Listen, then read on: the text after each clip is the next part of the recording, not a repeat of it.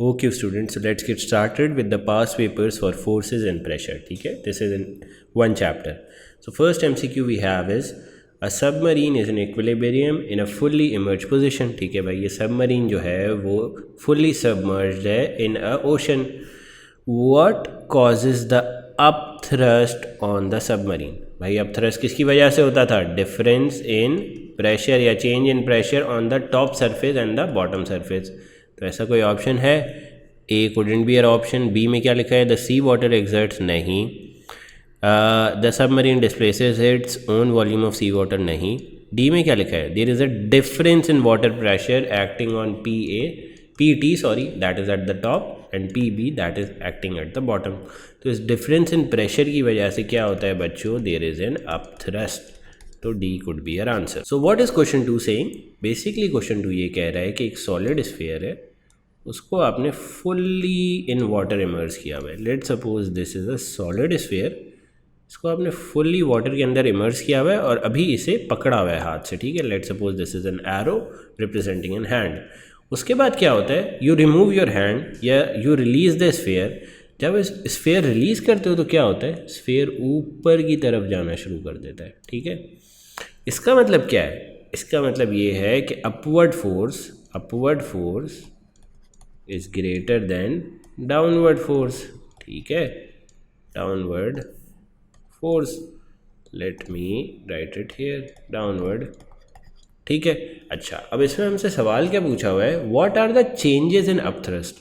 अच्छा बच्चों, अपथ्रस्ट का आपको फॉर्मूला याद था? Upthrust is rho g volume of the object, और रो किसकी होती थी? फ्लूइड.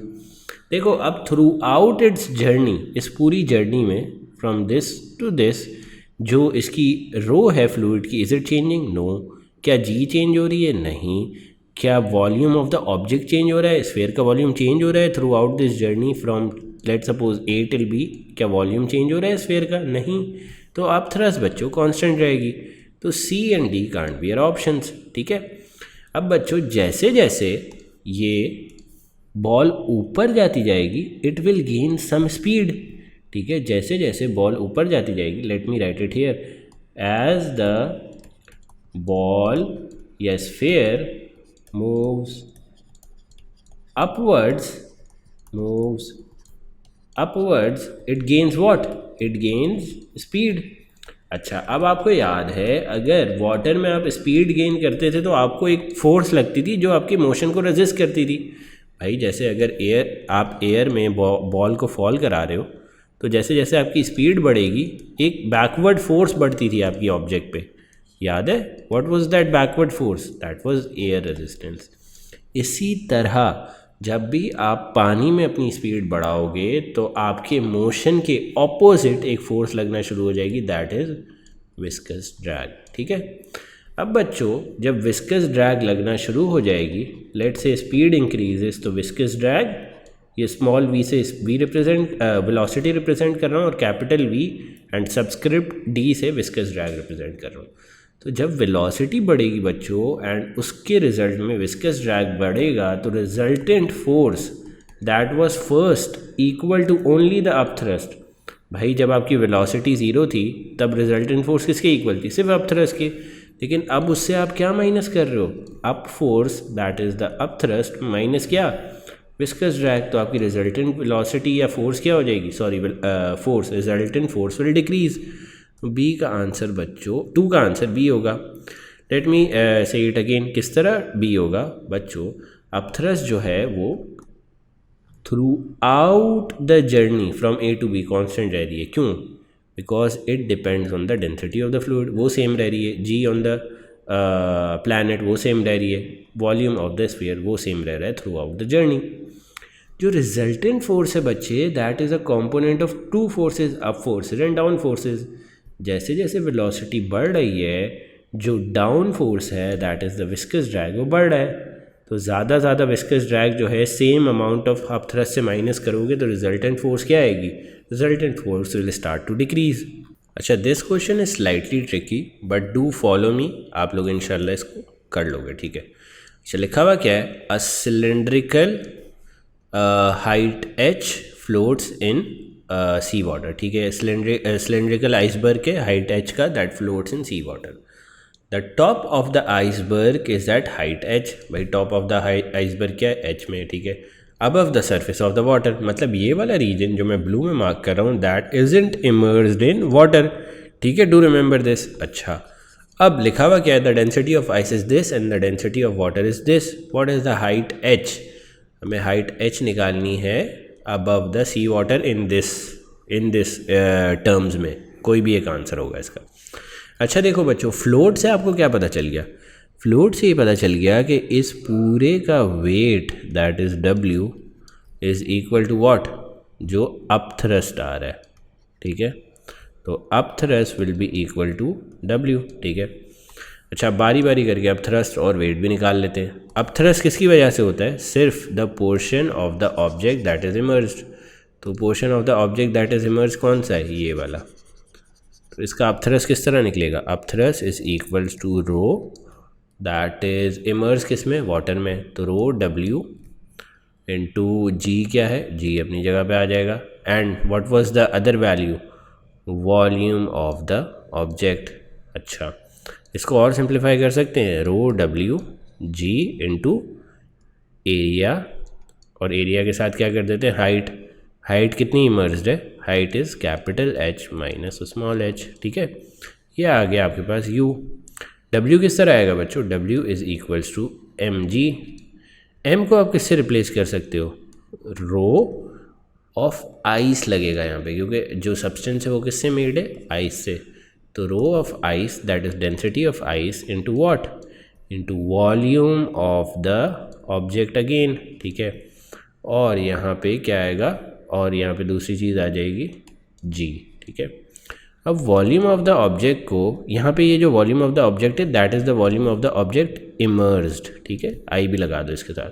और ये जो वॉल्यूम ऑफ द ऑब्जेक्ट है that is the volume of the object whole, ठीक है. ये पूरे सिलेंडर का वॉल्यूम बोल रहे हैं हमें, ठीक है. अच्छा, तो वॉल्यूम ऑफ द ऑब्जेक्ट क्या होगा बच्चे? Volume of the object will be equal to, इसको हम किस में डिवाइड कर सकते हैं? A इंटू पूरी height that is H into G. अब दोनों को इक्वेट कर देते हैं भाई. Let me first of all minimise it ताकि थोड़ी सी जगह आ जाए. Yes, let's equate U and W, ठीक है. तो U हमारे पास क्या था? U हमारे पास था rho W G A capital H minus H is equal to weight क्या था? Rho I into A into capital H into G. अब क्या क्या चीज़ें कैंसिल आउट हो सकती हैं? This small g will get cancel out with this G, this A will get cancel out with this A, and this PW can come in division here. जब आप PW को यहाँ पे जो मल्टीप्लाई हो रहा है इसको यहाँ पे लाओगे राइट हैंड साइड पे, तो it will become what? Division, ठीक है. तो ये क्या हो जाएगा? H minus H is equal to rho I divided by rho W into what? Into capital H, ठीक है. This is the answer. अब हमें सिंप्लीफाई करना था फॉर टर्म्स ऑफ H, तो इसको हम सब्जेक्ट बना देते हैं. इसको हम ले आते हैं राइट हैंड साइड पे, इस पूरी वैल्यू के ले जाते हैं लेफ्ट हैंड साइड पे. So H minus rho I rho W capital H is equals to small h. अब इसमें से h कॉमन ले लो तो you will get the answer as A. So I hope this सवाल was clear. This is a little bit tough, लेकिन I hope the working was clear step by step. अगर नहीं समझ आया अभी भी, you can rewind it, listen to it again. फिर भी नहीं समझ आता, you can ask me in the comments below. अच्छा, question 4 is an easy one. Which expression is use to represent the up thrust on the block? Up thrust के लिए क्या करते थे भाई? Up thrust was change in pressure into area, ठीक है. अच्छा, चेंज इन प्रेशर का यहाँ पे क्या है कि मैंने PB माइनस PT है. यस, PB माइनस PT है, और एरिया से मल्टीप्लाई हो रहा है. Yes, C is your answer. Let's check it in the rough work as well. Yes, C is your answer. This was a easy question after a big question 3, ठीक है. Now let's move on to question 5. The diagram shows a copper block suspended in water. Okay, ठीक है. The block experiences an up thrust from water, ठीक है. Water की वजह से एक अप थ्रस्ट यहाँ पे आ रही है. Which statement is the basis of the explanation for this upthrust? भाई इस upthrust को कौन सी स्टेटमेंट एक्सप्लेन करती है? कॉपर इज मोर, नहीं. The area of the surface नहीं, the density of the water नहीं, the pressure of the water increases with depth, because अगर प्रेशर इंक्रीज करेगा विद डेप्थ के तो यहाँ का प्रेशर दैट इज बॉटम का विल बी अलग than the pressure at the top, and this change in pressure causes upthrust. Now let's move on to question 6. A metal cylinder is suspended vertically in equilibrium by a cord. The diagram shows the cylinder in 4 different positions P, Q, R, S. Which statement is correct? ठीक है भाई, which statement is correct about the tension in the cord? At P and Q ये वाली और ये वाली में the tension in the cord, दोनों में जो tension है T and T is same because the difference in pressure between the top and bottom of the cylinder is same. क्या ये सही कह रहा है? Yes, this he is saying right. क्योंकि दोनों के बीच का टॉप और बॉटम का प्रेशर का difference depends upon what? Change in height. यहाँ पे भी change in height that is immerse in the water. तो दोनों की अगर इमर्जन की हाइट या change in height that is immerse in the water same है तो दोनों का जो प्रेशर डिफरेंस है that will be the same. Hence, we can mark A as our answer.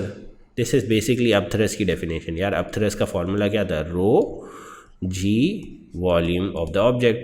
अब P और Q में जो volume of the object, ये जो V naught था ना, इसकी अगर पूरी definition तुम लोगों ने वीडियो में देखी हो तो it was the volume of the object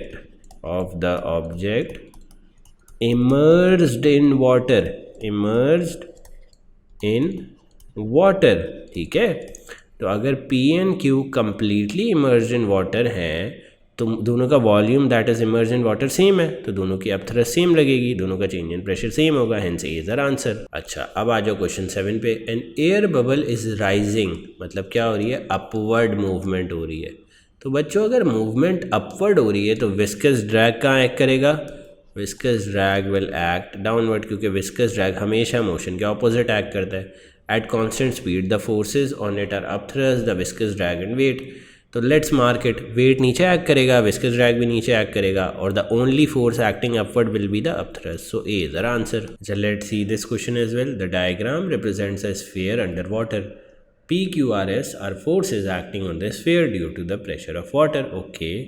Pressure of water की वजह से भाई ये forces act कर रही हैं. तो अब बच्चों प्रेशर में जो फोर्सेस होती थी, do you remember in water में प्रेशर का फार्मूला क्या होता था? रो जी एच. ठीक है, तो बच्चे जो मेन फैक्टर है ना वो एच का फैक्टर है. अब जो फोर्सेस जो हैं वो सेम हाइट पे एक्ट कर रही होंगी they will be the same.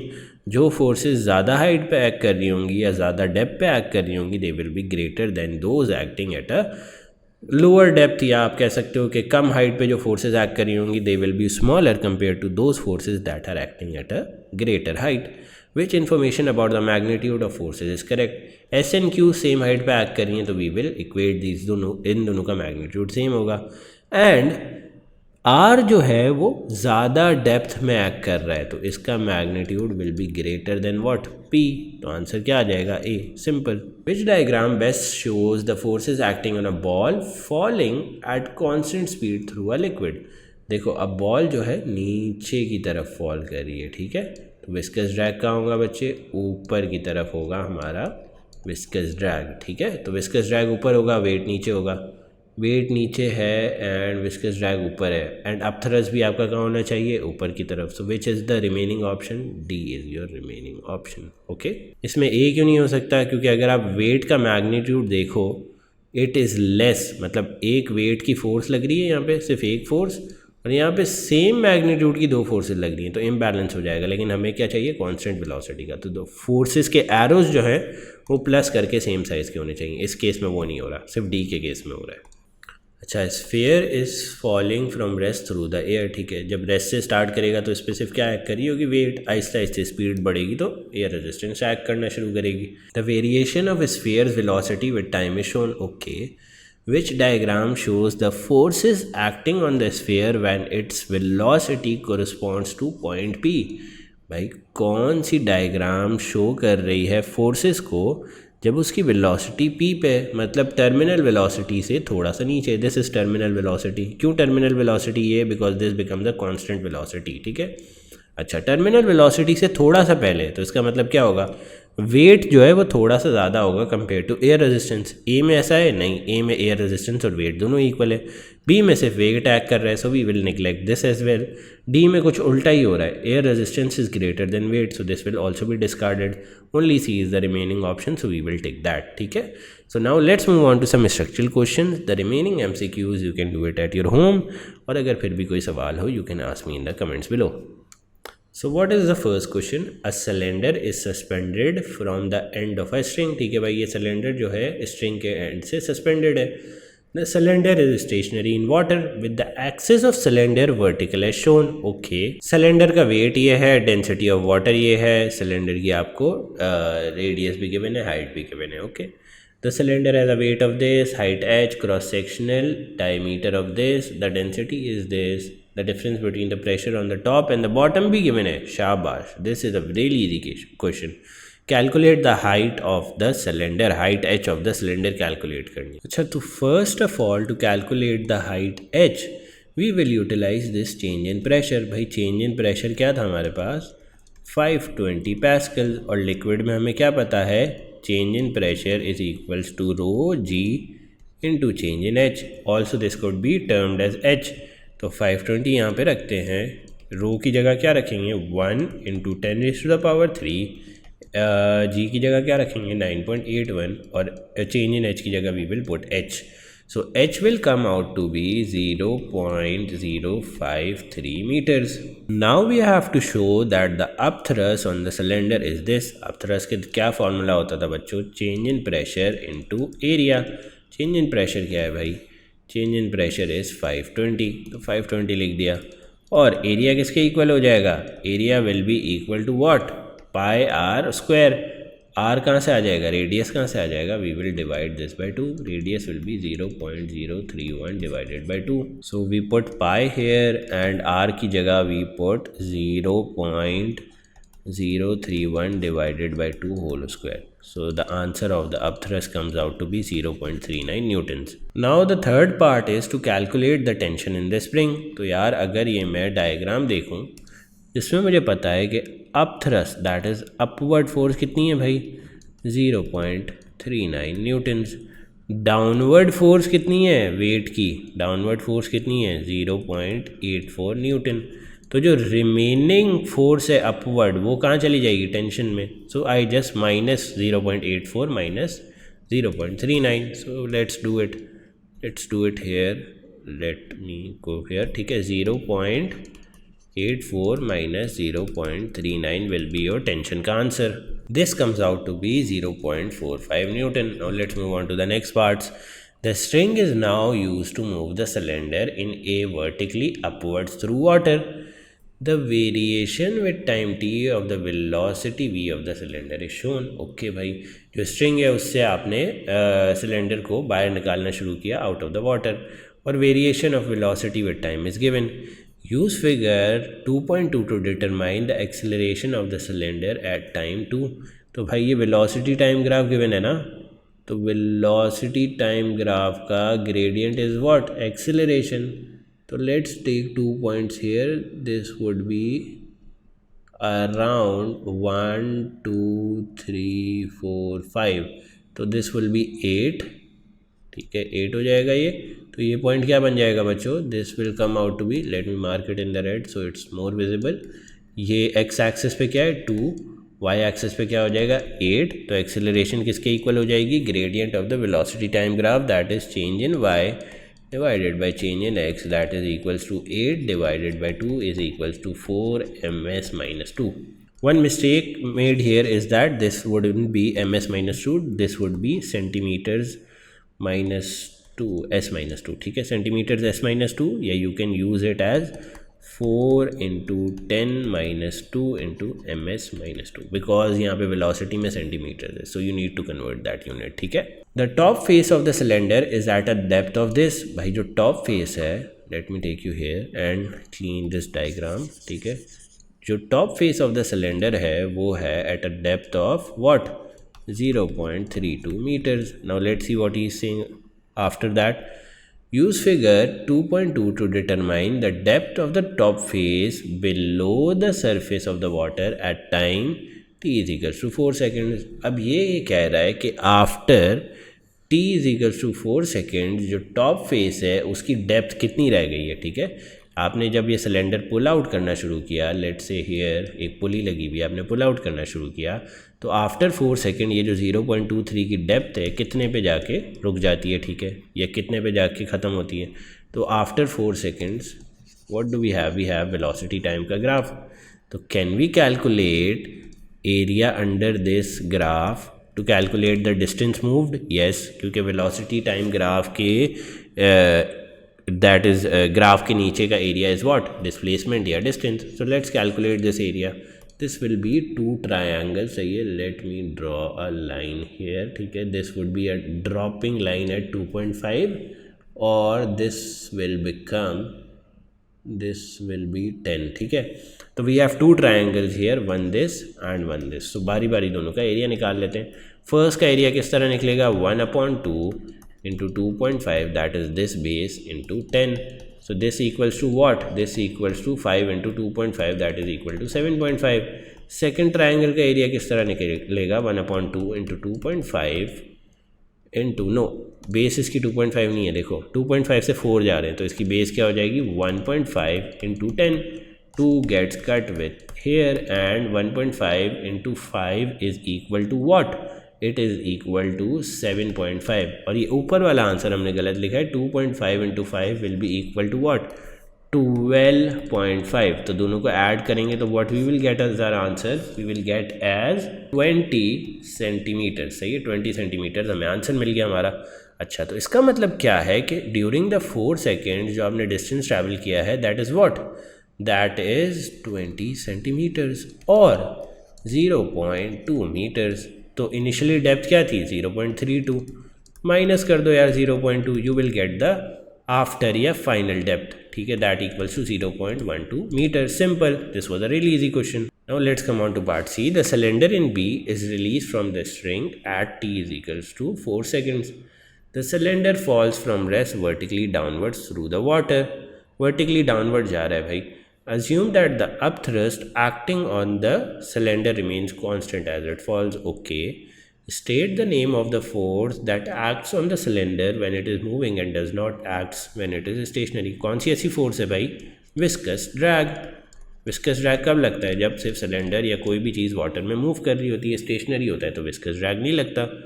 State and explain the variation, if any, of the acceleration of the cylinder as it falls downwards through the water.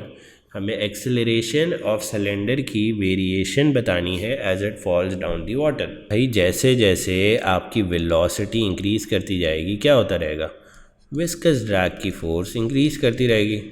Viscous drag की force अगर increase कर रही है तो वो अपोज करती है ना मोशन को, विस्कस ड्रैग की फोर्स। तो जो रिजल्टेंट फोर्स होगी that is a component of what, weight minus viscous drag. This will start to decrease, resultant force decrease करेगी तो एक्सेलरेशन को क्या होगा, it will decrease as well. So these were some structural and MCQs questions of the force and pressure के topic. You can also do the remaining at your home, और अगर कोई सवाल हो you can ask me in the comments below.